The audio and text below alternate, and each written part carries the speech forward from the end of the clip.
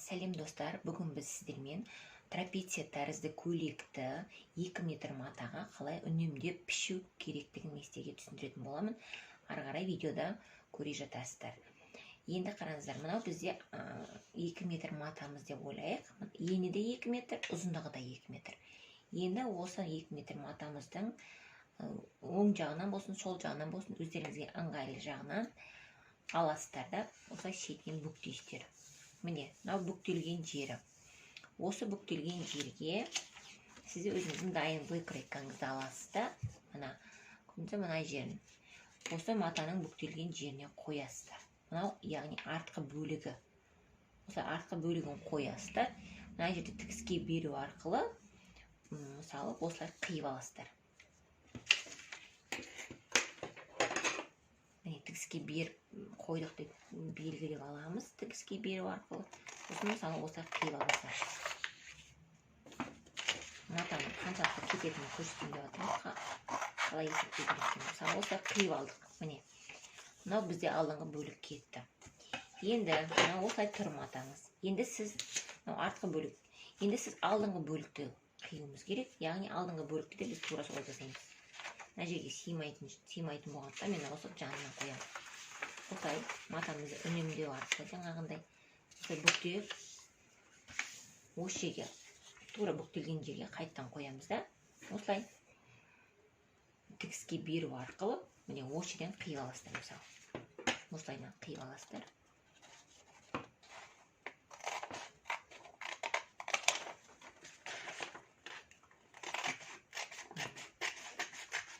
Қиып алдық.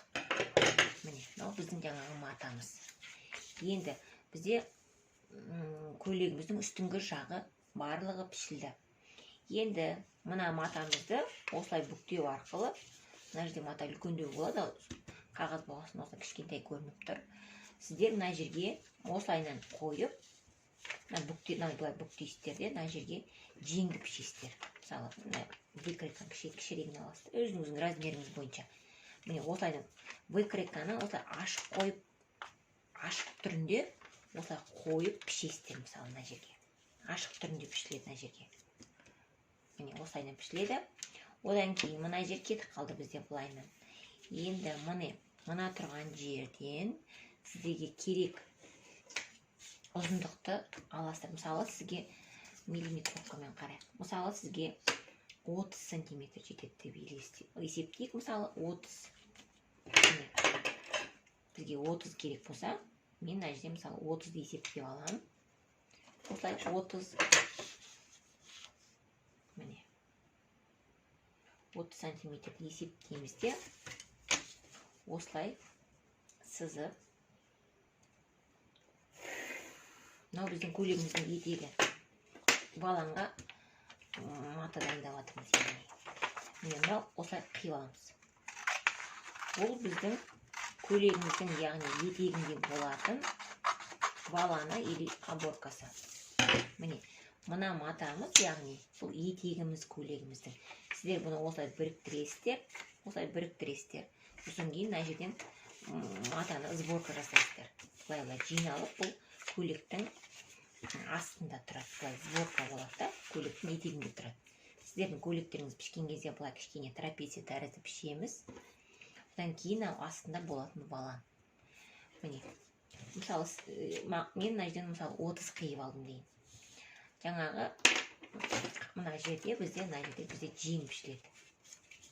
Мына матадан жеңді пішесіздер. Жеңнің ұзындығын барлығын сіздер өздеріңіздің өлшемдеріңіз бойынша аласыздар. Міне осылайдан мысалы жеңді пішесіздер. Выкройка макет үлкендеу болып тұр. Негізінде мына жерге сыяды. Қазір видеода матада пішіліп тұрған кездегі тәсілін көресіздер. Мен сіздерге қағаз түрінде осылай көрсетіп түсіндіріп алып жатырмын. Ал енді ары қарай матаға пішуімізге кірісеміз. Міне матаны осылай ұзыннан ашып жайдым да, шетін ғана бүктеп, матаны үнемдеу арқылы осылай алдыңғы бөлігін пішіп жатырмын. Қараңыздар. Міне, мынау дайын выкройка. Соның белінен төмен қарай мен 40 сантиметр түсірдім. 40 сантиметр түсіресіздер де, тура сол сызықпен. Содан кейін астыға түзу сызық сызған кезде сіздер шетінен 3-4 сантиметр бересіздер. Содан кейін сол сызықты қосасыздар. Менде ручкамен сызып көрсетіп қойған, көрдіңіздер ме? Сонда бізде көйлегіміз трапеция тәрізді. Одан кейін етегі жағы оборкамен болады. Яғни матаны сборка жасау арқылы етегін жасаймыз. Міне мынау қазір алдыңғы бөлігі. Осылай пішіп аламыз. Дәл осылай қазір сосын артқы бөлігін де тура осылай жасаймыз. Артқы бөлігін тура алдыңғы тәсіл бойынша осылай пішіп аламыз. Тағы бір айтып кететін жай, беліне келген кезде, міне мына жерде қараңыздар. Бұл жерде осылай кішкене әдемілеп плавно қылып аласыздар. Осылай резкий болмау керек, кішкене ойықша кеп осылай аласыздар. Осылай екі бүктеп жеңіне қалдырамыз. Екі бүктелген бер жағында қалған етегіне оборка жасауға осылай екі бүктеп ұзыннан қоясыздар. Мынау жаңағы біздің 2 метр матамыз. Енді көйлегімізге аптачка жасаймыз. Ол үшін осындай бір қалған маталарыңызды аласыздар. Кусочек болса жетіп жатыр осындай бір бөлігі. Соны осылай екі бүктейсіздер. Осылай екі бүктейміз. Осы бүктелген жерге жаңағы көйлегіміздің алдыңғы бөлігін осылай ортасынан бүктейсіздер, полочканы, мойын ойындысын осылай ортасынан бүктеп, міне мына жерге бүктелген жерге қоясыздар. Міне мына бүктелген сызықпен мына сызықты келтіресіздер осылай. Содан кейін осылай белгілеп аласыздар. Сосын сызып аламыз. Мына жерге белгі қойып аламыз. Не болмаса бірден осылай матадан сызып алсаңыздар болады. Қай жерге келетін белгілеп аламыз. Мына жерге белгілеп алдық. Міне осы жерде аптачканың қандай ширинада болатын өздеріңіз таңдайсыздар. Мен 5 алайын деп отырмын. 5. Міне мысалы 5 белгілеп аласыздар. Мына жерден 5. Мына жақтан да 5 белгілеп аламыз. Міне жаңа белгілеп алған жерімізден 5-ге дейін сызып аламыз. 5 сантиметр. Енді осылай 5-5-тен өлшеп белгілеп аласыздар. Осылай айналдыра сызып аламыз 5 сантиметрді. Содан кейін барлығын қоса саламыз. Сонда біздің мойын ойындысының аптачкамыз дайын. Осылай сыза саласыздар. Міне. Мынау біздің алдыңғы полочкамыздың мойынның аптачкасы. Қазір сызып матаға келтіріп көремін. Енді алдыңғы бойдың аптачкасын осылай үстіне қойып көресіздер. Міне мынау алдыңғы бойдікі келіп тұр.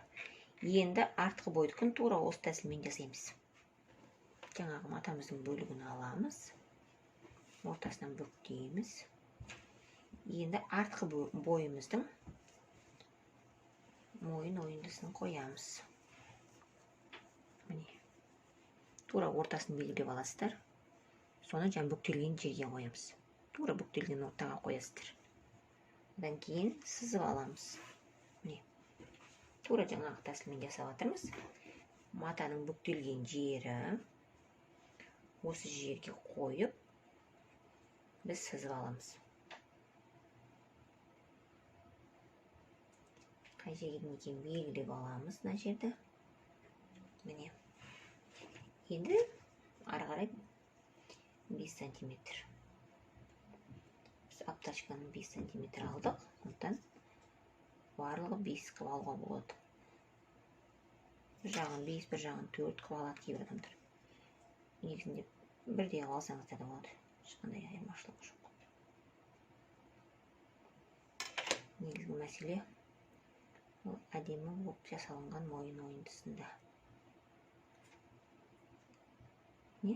Осылайынан қиып аламыз. Міне көйлегімді пішіп алдым толығымен. Выточкаларын барлығын сызып дайындап алдым. Мен тек нагрудной выточкасын ғана жасайтын болдым.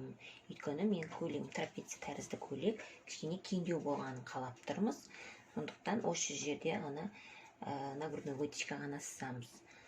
Мына жерде выточканы жасаған кезде міндетті түрде соңына дейін, мысалы мен сызығыма дейін тікпейміз. Мына жерде кішкене 2-3 сантиметр қалтырып, осы жерден бастап былай тігесіздер. Мен мына жерде көктеп қойдым. Қазір машинкамен жүргізетін боламын. Бой ұзыннан сыймай тұрғандықтан камераға осылай көрсетіп жатырмын сіздерге. Енді артқы бөлігінде тура солай жасадым. Артқы бөлігінде пішіп дайындап алдым.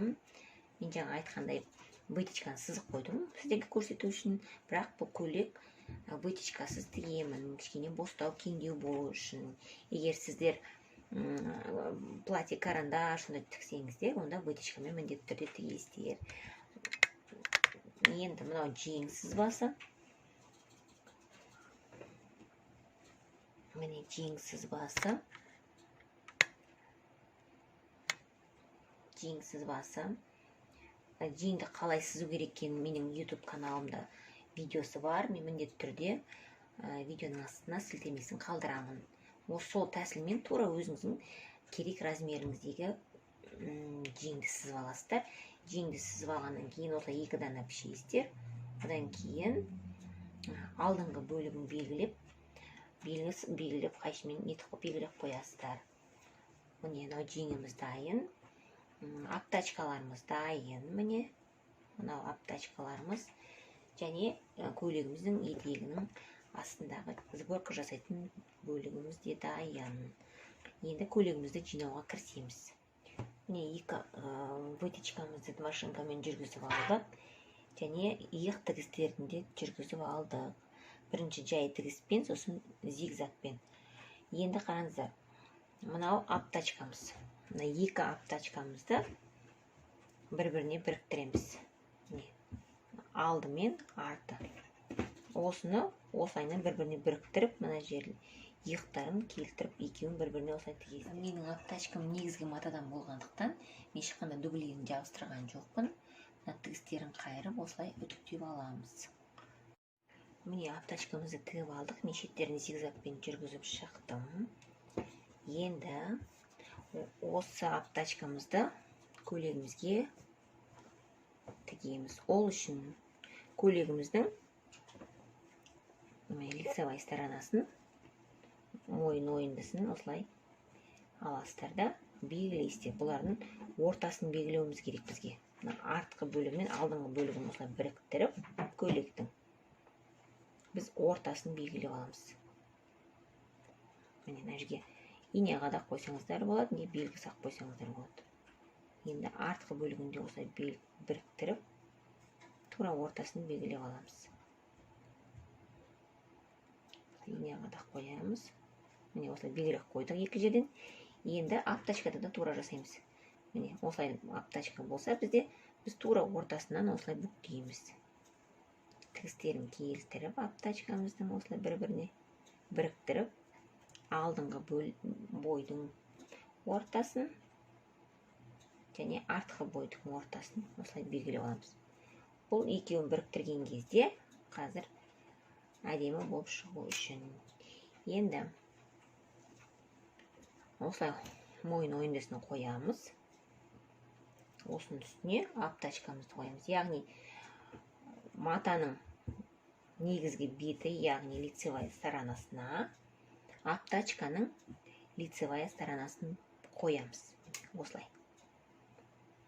Жаңағы белгілеген инелерімізді біріктіреміз осылай. Сонда бізде орындары түзу болады. Мен жаңа 2 белгі қойдық қой. Сол инеміз арқылы осылай белгілеп аламыз 4 бұрышын. 4 жағын. Мына 2 шеткі тігістерін келтіреміз.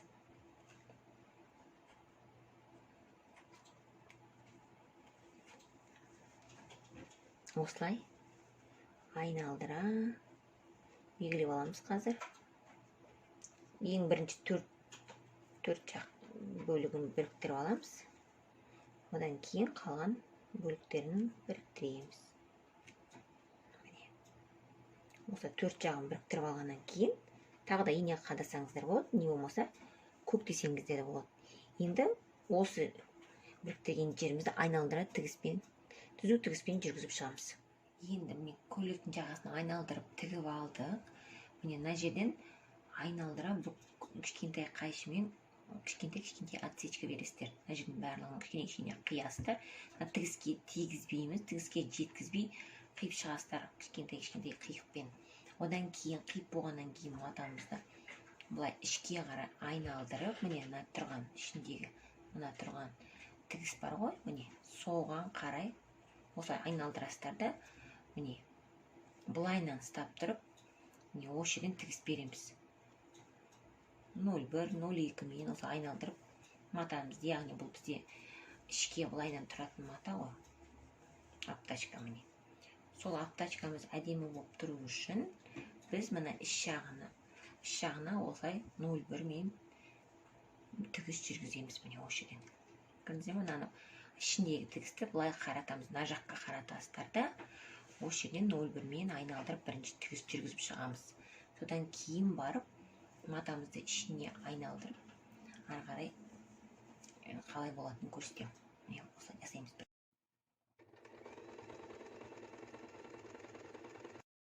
Міне көйлегіміздің ішін сыртқа аудардық. Енді екі жан тігісін тігетін боламыз. Көйлектің екі жан тігісін жүргізіп шығамыз. Мына сызықтарға мән бермеңіздер, олар үтіктеген кезде кетіп қалады. Енді екі жеңді аламыз. Міне мына жерде бізде алдыңғы белгіге осылай қиық белгі қойғанбыз. Осыны бірінші бір бөлігін алып, осылай екеуін бір-біріне қаратасыздар. Сосын осылайынан тігеміз. Мына жерден былай тігіс жүргіземіз. Инемен қадап аламыз. Одан кейін тігіс жүргіземіз осылайынан. Екінші жағында тура солай жасаймыз. Бірінші инемен қадап аласыздар.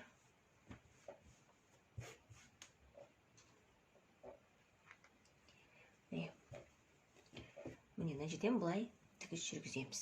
1 сантиметр. Екінші бөлігінде тура солай жасаймыз. Екеуін біріктіресіздер. Инемен қадап аласыздар. Көктеп алсаңыздар да болады. Осылай инемен қадаймыз. Осылай тігіс жүргіземіз.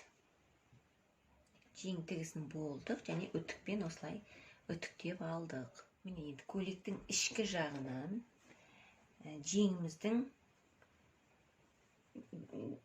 оң жағын, оң жақ бетін аламыз да, көйлектің ішкі жағынан осылай ішіне саламыз. Міне қолтығына кіргізесіздер. Осылай кіргіземіз.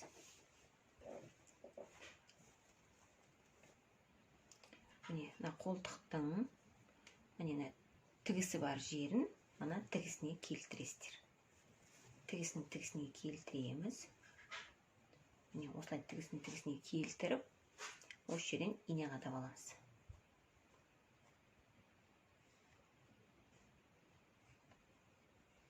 Осылай біз ине қадап шығамыз. Естеге қазір, міне қараңыздар, мынау қолтықтың бас жағы. Міне осы жерден осылайынан ине жіппен көктеп, кішкене сборка жасайсыздар. Мынау иықтың тұратын жері. Көрдіңіз бе? Осы жерге, осыны аралықта көктеп аламыз осы жерді. Сосын сборка жасаймыз осы кішкене ғана. Одан кейін барып осыған қолтықты осыған қондырамыз осылайынан. Көрдіңіздер ме? Өйткені біз мынау осылай толығымен айналып шыққан кезде бізде кішкене артық болып шығып тұрады. Ол өйткені ол біздің иығымыздың үстіңгі жағы, оны посадка жасауымыз керек. Яғни қондырамыз оны. Оны қондыру үшін жаңа мен айтқандай кішкене сборка жасаймыз. Қазір мен сіздерге көрсетемін. Міне қолтықтың ойындысын астыңғы жағынан бастап осылай инемен қададым. Міне мына бас жағын, жаңа мен сіздерге айтқан бас жағын осылай кішкене көктеп тігіп алдым. Міне ақ жіппен тіккем, сіздерге көрінікті болсын деп. Осылай осы аралықта ғана осылай көктеп алдым. Енді осыны шағын ғана кішкене ғана сборка жасау арқылы осылай біз мына жерде осы қолтыққа осылай қондырамыз, яғни посадка жасаймыз. Міне мен осылай көктеп тігіп алдым. Енді машинкамен осылай жүргізіп шығамын. Көйлектің екі жеңін тігіп болдым. Бірінші тігіс жай тігіспен, екінші зигзагпен айналдырып тігіп шықтым. Енді көйлекті оң бетіне аудармас бұрын сіз бірден мына аптачкамызды екі шетінен осылай тігіп алғандарыңыз дұрыс болады. Мына иық тігісіне келтіріп, осы жерден көктеп тігіп алыңыздар. Мына оң жағында, сол жағында. Сонда ұқыпты әдемі болып тұрады. Әрдайым киіп шешкенде бөгет болмайды. Көйлектің етегін осылай зигзагпен жүргізіп алдым. Енді бұған мен қазір астына желбір жалғайтын боламын. Міне мынау көйлектің етегіне жасайтын желбіріміз. Бұның ұзындығы 2 метр, ені 60 сантиметр. Осылай екі бүктелінген. Камераға сыймай тұр, міне екі бүктелген, ұзындығы 2 метр. Ені 60. Енді осылай екі бүктеп, мына жердегі тігісті екеуін бір-біріне қосам. Мына екі қиықты бір-біріне қосып осылай тігіп тастайын. Осылайынан жанындағы тігісті. Содан кейін матамызды осылай көктеу арқылы мен сборка жасаймын. Мынаның барлығын осылай сборка жасап, осылайынан жинап, көйлектің етегіне оборка болады, желбірек болады. Енді осы жерде мұқият қарап алыңыздар. Мынау көйлектің етегі. Көйлектің етегін мен 4-ке бөлдім. Алды, арты, екі жаны өз тігісі бар. Мына жерге мен 2 белгі қойдым. Бұл көйлектің бізде етегі. Мынау жаңағы біздің матамыз. Сборка жасап қойған матамыз. Мен мұны көктедім де, жай ғана сборка жасадым. Сізде машинкамен тігіп сборка жасауға да болады. Мен бірақ қолмен көктеп, осылай сборка жасап қойдым міне. Енді осы сборка жасаған матамызды, оны да тура солай 4-ке бөлесіздер. Алдынан, артынан, екі жанынан осындай белгі қоямыз. Мынау сияқты мен түйрегішпен қадақ қоямын осылай. Осылай белгі сап аламыз. Артында менде тігіс бар, соған белгі болады. Және мына жанынан осылай ине қадақ қоямын мен. Қазір осы 4 белгіміз бойынша біз оларды біріктіреміз. Мысалы, мына жер болсын. Осылай 4 жағынан осылай белгі қойып алдым. Енді қараңыздар. Мына жиналған етегіміздің астыңғы жағынан қолымызды кіргіземіз осылай. Астынан қолымызды кіргізіп, мына матаны осы етектің ішіне саламыз. Осылай ішіне кіргізесіздер де, мына былай кері айналдырамыз. Кері аударамыз осылай. Сонда біздің жаңағы көйлегіміздің етегі, көйлегіміз өзі, сол осылай үстіге шығады. Сол арқылы біз оны былайынан жеңді қосқан сияқты, осылай қосамыз бір-біріне. Жаңағы біздің белгілеріміз бар ғой, белгілеп алған. Міне, осыларды осылай қосамыз. Бірінші 4 бұрышын қосып аламыз. 4 жағын. Одан кейін барып, ақырындап қосу оңай болады. Бірінші 4 жағынан қосып аламыз, осылай айналдыра.